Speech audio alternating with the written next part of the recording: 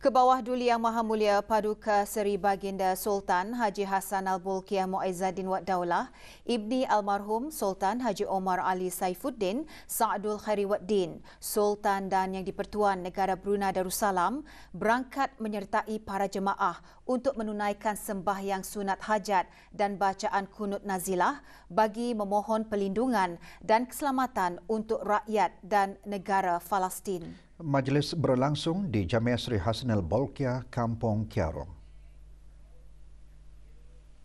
Keberangkatan ke bawah Duli Yang Maha Mulia dijunjung oleh Yang Berhormat Pihin Udana Khatim, Dato' Paduka Seri Setia Ustaz Haji Awang Badruddin bin Pengarah Dato' Paduka Haji Awang Osman, Menteri Hal Ehwal Agama, selaku pengerusi jawatan kuasa tertinggi sambutan Hari-Hari Kebesaran Islam 1442 Hijrah. Yang Berhormat Datuk Seri Setia Haji Awang Abdul Mukti bin Haji Muhammad Daun, Menteri di Jabatan Perdana Menteri. Yang Berhormat Pihin Datuk Seri Maharaja Datuk Paduka Seri Setia Dr. Ustaz Haji Awang Abdul Aziz bin Junin, Mufti Kerajaan, dan Pengeran Datuk Seri Paduka Haji Bahrom bin Pengeran Haji Bahar, Timbalan Menteri Hal Ehwal Agama.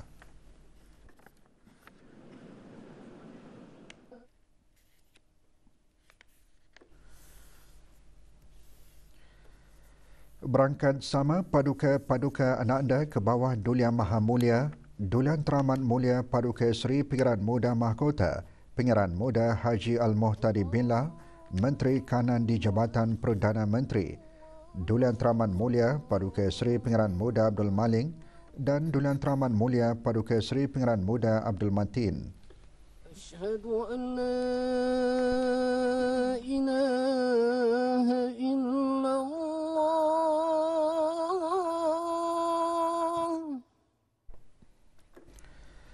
Sembahyang Fardu Maghrib berjemaah dimamkan oleh Yang Berhormat Pihin Orang Kai Paduka Seri Utama Dato' Paduka Seri Setia Haji Awang Salim bin Haji Besar. Sami'allahu liman hamidah. Allahumma hdina fiman hadait wa afina fiman afais wa tawallana fiman tawallais wa barik lana fima a'tais wa qina birahmatik.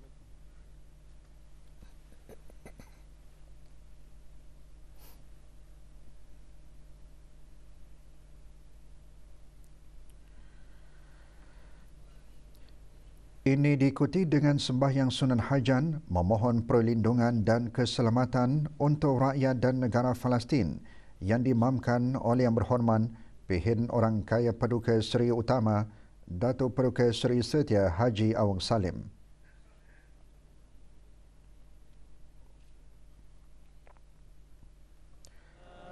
Bacaan surah Yasin dipimpin oleh Yang Berhormat Pihin Orang Kaya Paduka Seri Utama Datuk Paduka Seri Setia Haji Awang Salim.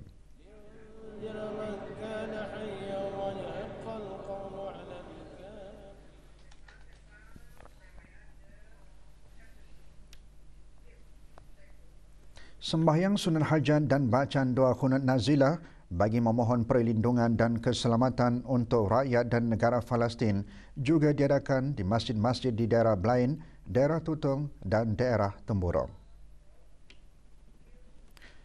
Di daerah Blain, majlis diadakan di Masjid Muhammad Jamilul Alam, Kuala Blain. Hadir Awang Ramli bin Haji Jamuddin, Pegawai Daerah Blain. Juga hadir Ahli Majlis Mesyuarat Negara.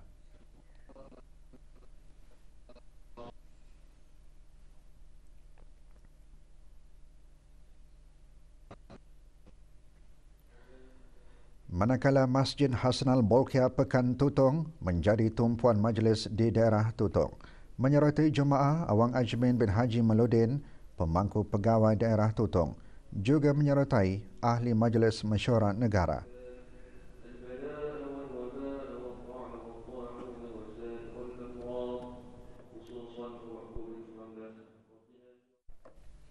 Dan di daerah Temburong, majlis diadakan di Masjid Utama Muhammad Saleh Pekan Bangar. Hadir Pengeran Muhammad Amin Mubarak bin Pengeran Haji Hashim, pemangku pegawai daerah Temburong. Juga hadir Ahli Majlis Mesyuarat Negara.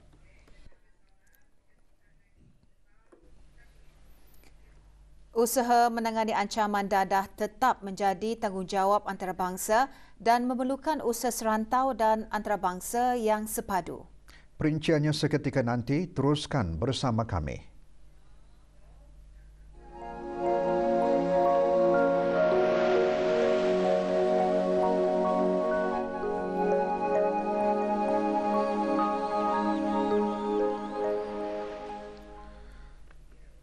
Berikutan beberapa teks mesej yang tular melalui media-media sosial mengenai kemasukan warga-warga asing secara tidak sah ke negara ini dengan melalui jalan-jalan tikus iaitu jalan darat dan juga melalui perjalanan laut.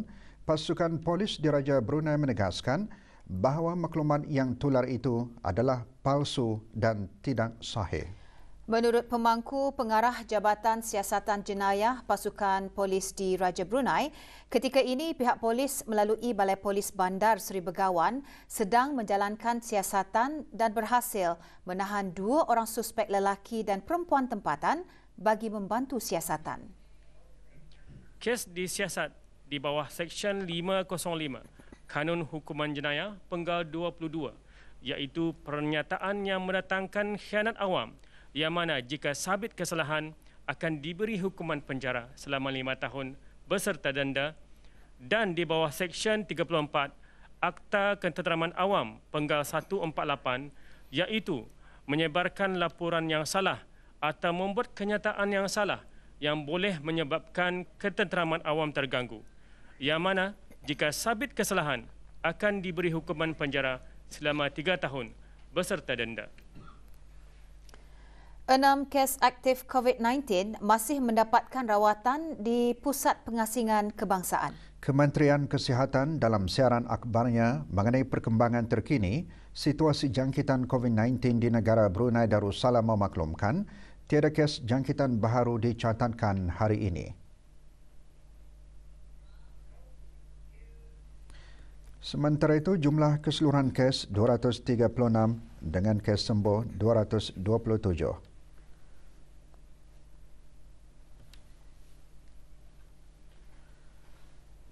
Kes terakhir jangkitan tempatan COVID-19 dilaporkan pada 6 Mei 2020. Manakala jumlah kes impon sejak kes jangkitan terakhir tempatan dilaporkan sebanyak 95 kes. 505 orang sedang menjalani pengasingan diri mandatori. 18,505 orang menamatkan pengasingan diri mandatori sejak Mac 2020. Manakala 491 ujian virus SARS-CoV-2 telah dilaksanakan, menjadikan jumlah keseluruhan ujian makmal yang dijalankan sejak Januari 2020 kepada 125,278 ujian. Maklumat lanjut dan perkembangan terkini layari laman sesawang Kementerian Kesihatan dan talian Kesihatan 148. Bahaya penyalahgunaan ubat-ubat terlarang menjadi cabaran serius yang boleh membahayakan masyarakat serta implikasi yang membawa kerosakan terhadap akhlak dan sosioekonomi sesebuah negara. Yang berhormat Pihin Orang Kai Seri Lela, Datuk Seri Setia Awang Haji Abdul Rahman bin Datuk Setia Haji Muhammad Taim yang di-Pertua Majlis Mesyuarat Negara ketika berucap pada perasmian Mesyuarat Majlis Penasihan Perhimpunan Antara Parlimen ASEAN mengenai dadah berbahaya AIPA CODD keempat menggariskan tema mesyuarat tahun ini menjadi pendorong kepada negara-negara ASEAN untuk lebih fokus dan responsif terhadap cabaran kontemporari dalam pembasmian dadah yang lebih tradisional.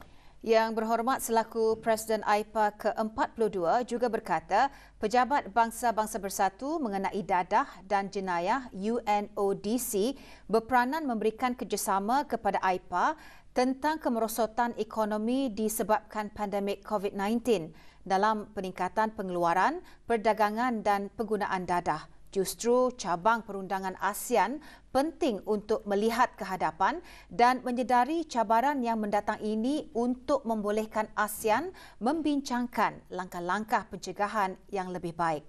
Mesyuarat diadakan secara maya pagi tadi di Pusat Persidangan Antarabangsa Brakas. Tackling the drug menace remains an international responsibility and thus requires a concerted regional and international efforts to address the existing and emerging challenges related to the COVID-19 pandemic and beyond. Sementara itu, Yang Berhormat Dayang Nik Hafimi binti Abdul Hadi, Ahli Majlis Mesyuarat Negara dan Pengerusi Mesyuarat AIPA CODD keempat, dalam ucapannya antara lain menjelaskan kesan pandemik COVID-19 telah memburukkan dan menyulitkan lagi cabaran dalam mencegah dan mengendali ubat-ubat terlarang di rantau ini. Negara Brunei Darussalam memilih tema Prevailing the Contemporary and Responsive Challenges Towards a Drug-Free ASEAN untuk mengintegrasikan usaha bersama Parlimen AIPA dalam pencegahan dan pengawalan dadah.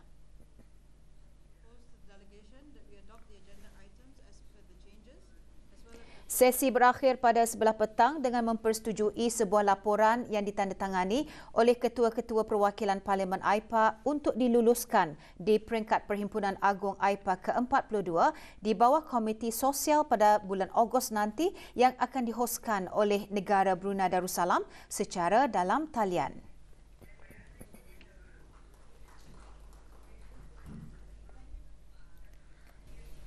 ASEAN komitan ke arah meningkatkan penglibatan luarnya sama ada dari segi teknikal maupun dasar rangkaian dan kerjasama. Langkah demikian melibatkan pengukuhan hubungan bukan hanya dengan kerajaan dan organisasi antarabangsa, bahkan juga pihak swasta.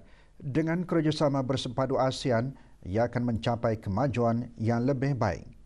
Perkara tersebut ditekankan oleh Setiausaha Tetap Perancangan Guna Tanah dan Alam Sekitar Kementerian Pembangunan semasa sesi webinar bertajuk Efficient Green Mining Technology and Practices for Sustainable Mineral Resource Development in ASEAN. Sesi berlangsung pagi tadi di Pusat Persidangan Antarabangsa Berakas. Dr. Nur Imtihan binti Haji Abdul Razak menjelaskan sesi ini merupakan salah satu usaha penting dalam menyampaikan apa jua inisiatif dan perancangan agensi-agensi berkaitan dalam bidang pelombongan serantau dan antarabangsa. Tambahnya, usaha ke arah menangani COVID-19 telah memberikan platform bagi rantau ASEAN dan antarabangsa untuk mempelajari dan mengadaptasi serta memperkasakan kaedah-kaedah lain dalam mencapai kelestarian di pelbagai bidang. In the spirit of ASEAN's theme this year, we care, we prepare, we prosper, ASEAN seeks to continue to uphold and promote constructive relationships with our partners. Brunei Darussalam, for instance, is very keen in adopting and promoting a sustainable and circular economy that prioritizes low-carbon development, which could make future ASEAN economies and societies more sustainable and resilient, and ensure the achievement of infrastructure and adaptation targets, enhance regional security and improve accessibility, particularly among developing member states. We believe by participating in events such as this, partly our achievement in attaining what ASEAN envisioned.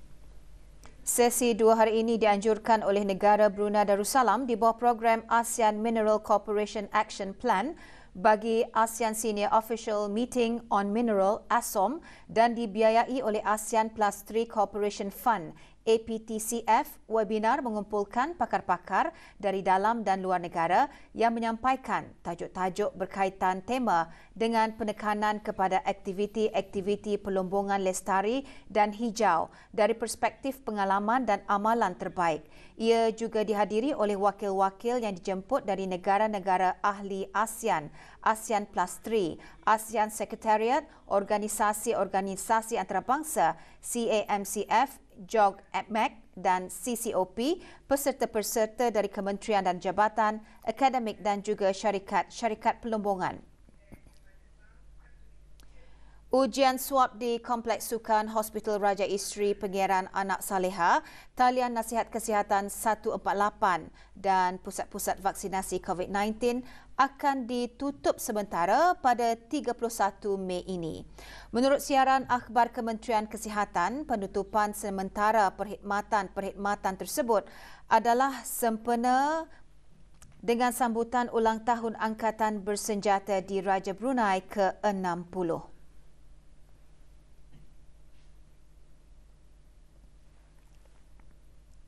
Walau bagaimanapun, orang ramai boleh mendapatkan ujian swab pada hari tersebut di Pusat Kesihatan Brakas pada 2.30 petang hingga 8 malam.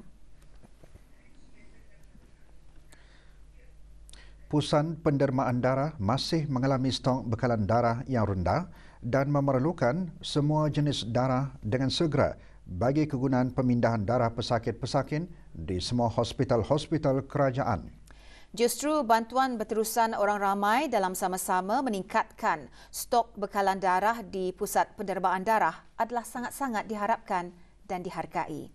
Orang ramai yang ingin menderma darah boleh mengunjungi Pusat Pendermaan Darah di Hospital Raja Isteri, Pangeran Anak Saleha atau mana-mana tabung darah yang berdekatan. Waktu pendaftaran menderma darah ialah pada pukul 8.15 pagi hingga 11.45 pagi dan 1.30 petang hingga 4 petang pada hari Isnin hingga Khamis dan Sabtu. Orang ramai juga dibolehkan untuk menggunakan tempat letak kereta berbayar di Blok 10 Hospital Raja Isteri, Pangeran Anak Saleha secara percuma selama 2 jam. Orang ramai diingatkan untuk membawa tiket letak kereta semasa menderma darah. Kementerian Kesihatan melalui Pusat Pendermaan Darah Jabatan Perkhidmatan Makmal juga akan mengadakan kempen derma darah Pusat Membeli Belah City Square Brakas esok dan 30 Mei ini, Pusat Membeli Belah One City pada 26 Mei, Pusat Membeli Belah Hua Ho Petani Mall Tutong pada 27 Mei dan Airport Mall pada 29 Mei. Kempen derma darah tersebut dibukakan kepada penyertaan orang ramai.